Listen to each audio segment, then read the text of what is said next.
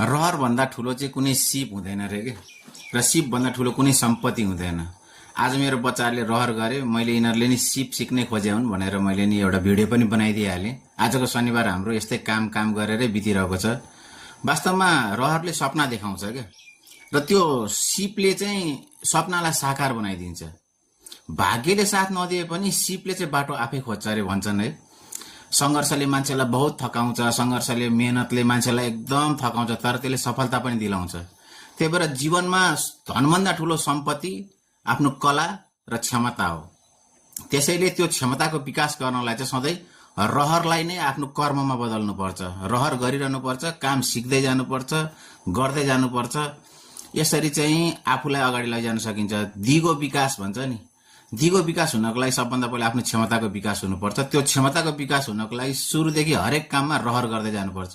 म यो पनि गर्छु।